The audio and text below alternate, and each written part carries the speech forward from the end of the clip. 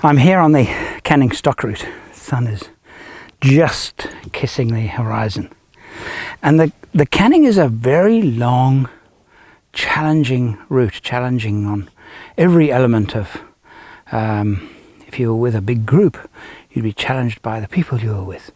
If you're challenged by the vehicle, keeping it running. It's very hard on vehicles, particularly if the vehicle's heavy.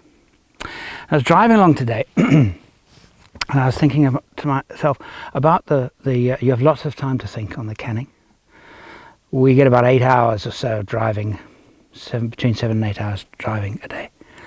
And thinking about the vehicles that I've owned and the breakdowns I've had. Now, I don't think I'm tempting fate here because it's a brand new Land Cruiser I'm driving and we're light. There's no reason for problems.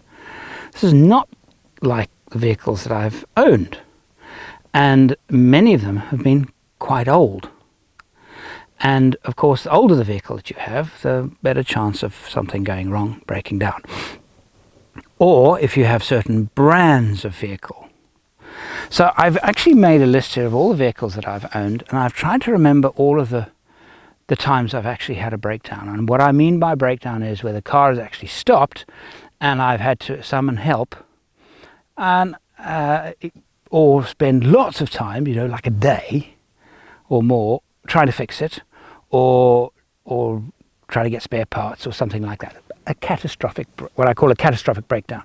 The vehicle stops and doesn't move for quite a while. And of course my Range Rover, which was, when I bought it, it was a 1972 model, but when I bought it in 1982, was 10 years old and had 42,000 miles on it. It had been used in the UK and South Africa. It had a little bit of rust, but generally ran quite well. But when I bought it, the starter motor was faulty. It had one of those crank handles that came with the vehicle. It had actually one of those steel crank handles that you put through the bumper. And that vehicle I kept a diary of. And of course, if I think about all the breakdowns I've had, the Range Rover was the one that broke down a lot, but it was by no means the only one that actually broke down, catastrophic breakdown. One story I can remember is an oil pump failure. So we were traveling through Botswana, and I remember we were coming south from Francistown, and I had a typical blowout. The old Range Rover tires used to blow out, and I had one. And minutes before the blowout, I'd actually picked up a hitchhiker, local guy, who said, I need a lift down to Mahalopi, which was about 300 kilometers south. And I said, jump in the back. And 10 kilometers, tire bursts, have to change the tire. He helped. Get back in the car after changing the tire, turn the starter motor, and the oil pressure light stayed on. So I ran the motor a bit, shut it down, restarted it, light came on.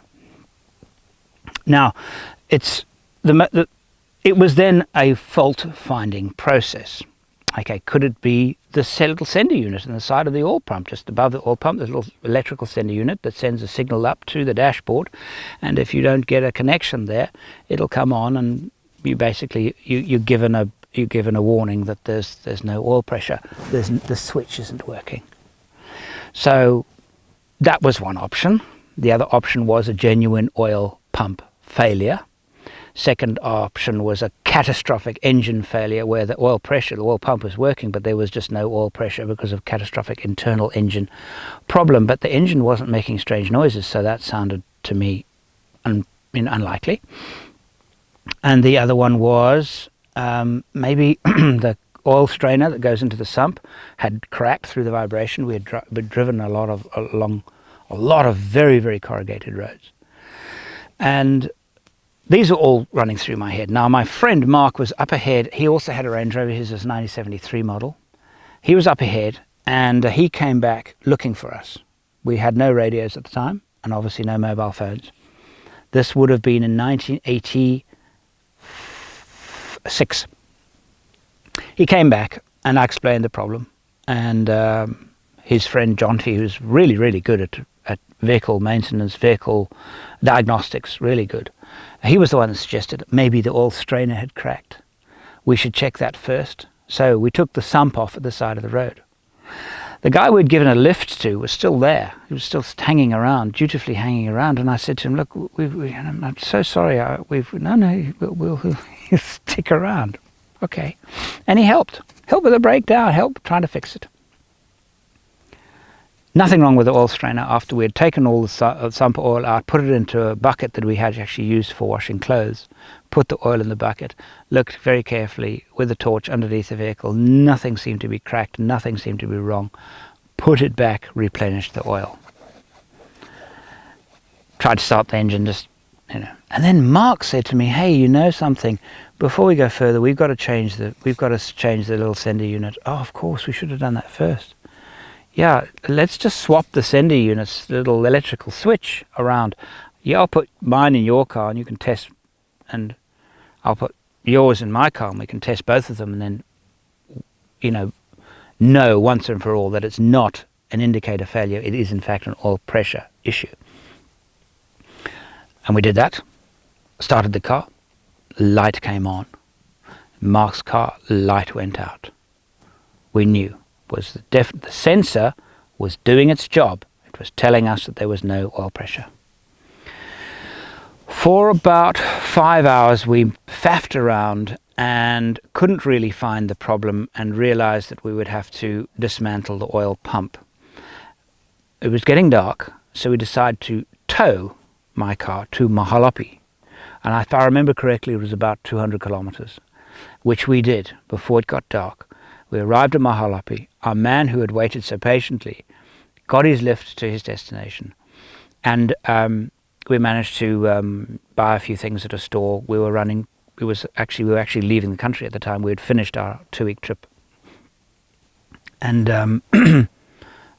decided, okay, well, we're here for the night. Let's dismantle the oil pump, which I did, and I found that the pressure. The release, there's a sleeve, and the pressure relief valve in the sleeve had actually slipped out, and it was not moving freely. And I think, and you know something, it's jammed open, so the oil is flowing freely. Would that cause oil? And the next thing, Mark, who's lying underneath the car, says, hey, is this supposed to rotate?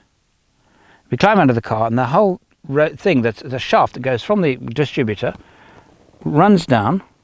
It's driven by the camshaft, runs down and drives the oil pump.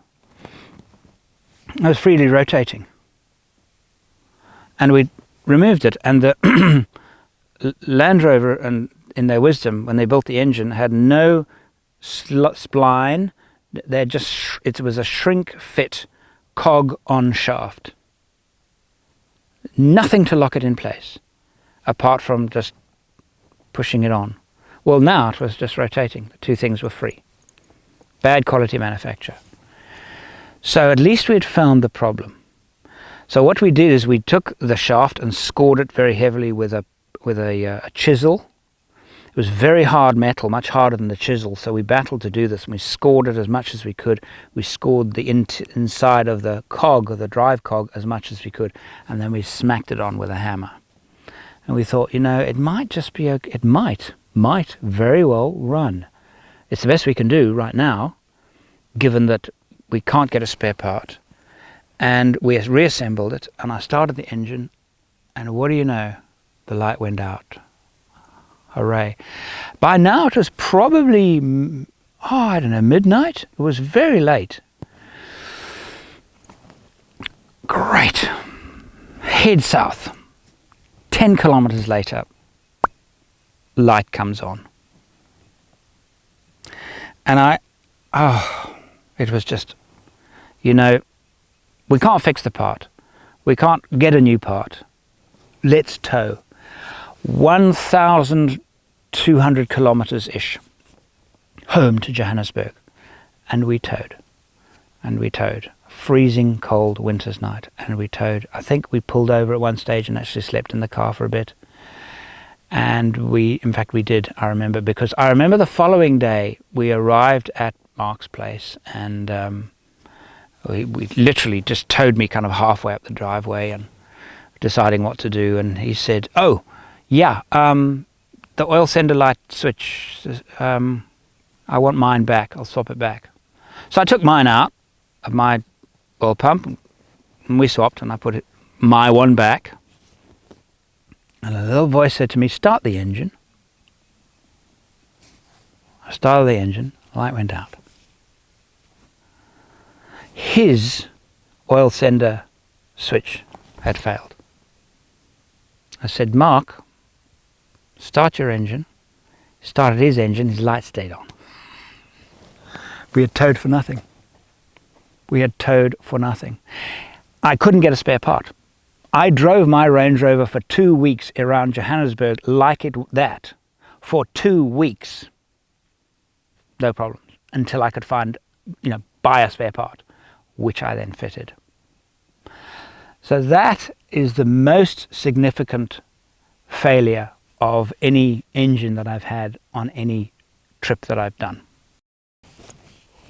Right, the next story is also that same Range Rover, and this was just unfortunate. It was a catastrophic engine failure, but it was just unfortunate. It wasn't just due to bad design necessarily, maybe a bit. These same friends of mine that were on this trip, we built a boat together. When I left school, they were at university, and for 4 years, the four of us built a yacht. We were all crazy about sailing, and we got a plug for it. Was a yacht that had been used as a plug for a mold, and we got this thing, and it was in a terrible state, and we rebuilt a yacht, and we even built the masts we built the boom, we built all the fittings, we even built a little paraffin pump up stove. We built everything, just the nozzle we bought, the tank and everything we made ourselves. And this boat was an object of great fun and joy for several years. And the second or third time we launched it with my Range Rover the very first time, and a few times after that.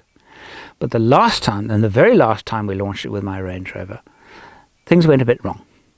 The vehicle was quite deep in the water, and I remember we were actually launching the boat, and I'd pushed it out, and we'd taken it off, and I pulled the Range Rover up, and the engine started to misfire, and we were deep. The back of the Range Rover was full of water. We were deep, and I remember pulling it out, and the engine was running a bit rough, but the fan had been in the water, so it was, you could hear it, just kind of kicking a bit of water around the engine bay, and I'd never managed to get the distributor to, become be waterproof, it's very, very heavy rain, it would sometimes misfire. I thought nothing of it, and put a little rock under the accelerator, so high idle speed while we sorted out the boat to get the engine nice and hot and to evaporate all the water.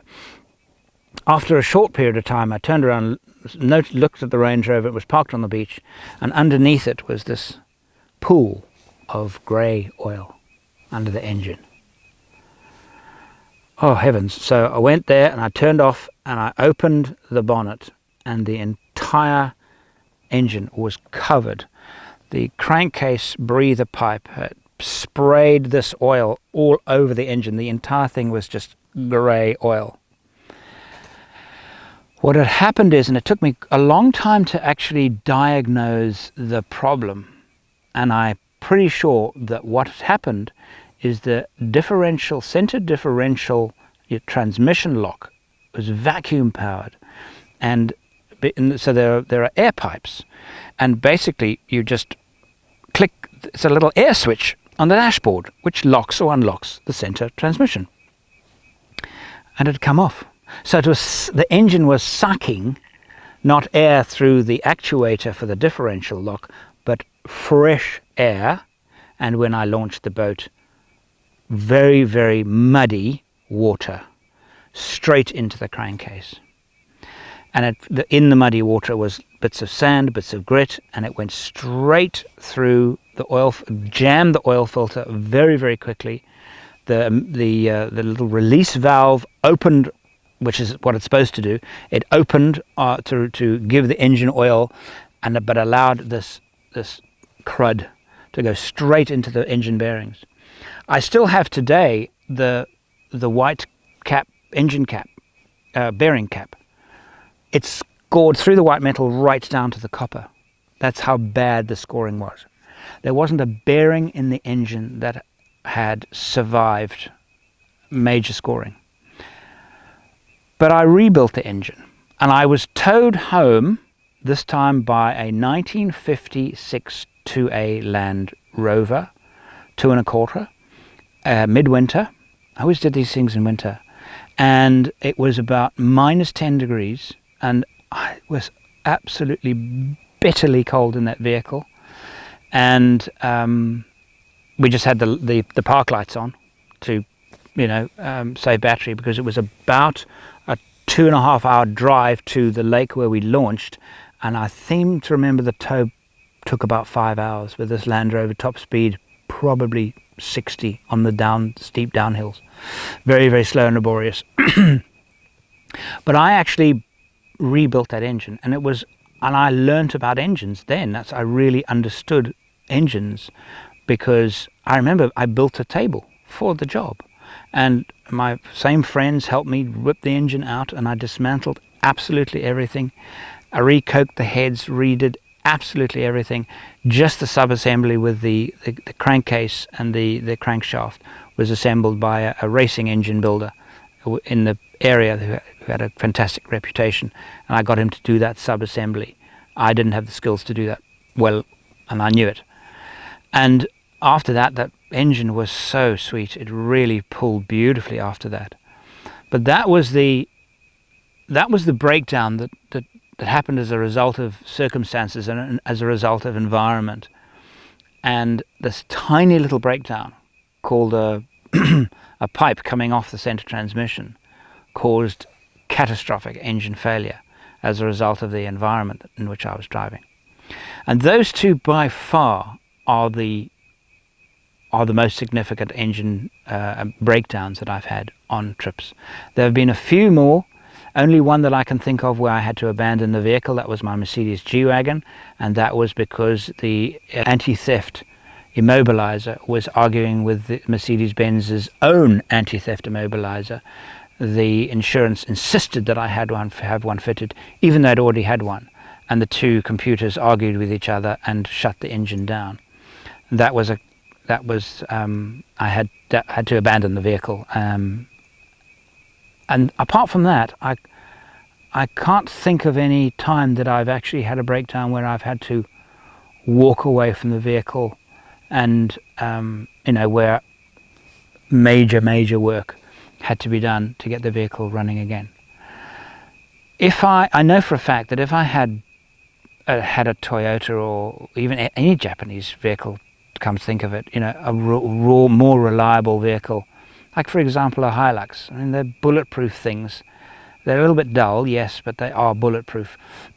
As opposed to a Land Rover product, are far from bulletproof, but are full of character and have, the ex-slogan, Land Rover's been turning motorists into mechanics for 49 years or something. It's so true, particularly with those old vehicles, because they just required so much effort. Not just to repair when they broke down, but just to keep them running. But that was the fun. I loved it. I suppose in some strange way, I wished all these things upon myself, because it was really part of who I was. I used to like fixing cars, and the one that I had used to break down a lot. I hope you enjoyed my little story. Thank you for watching. If you would like to be part of what I do and help me make more videos, support me on Patreon. Click the Patreon button on the screen now.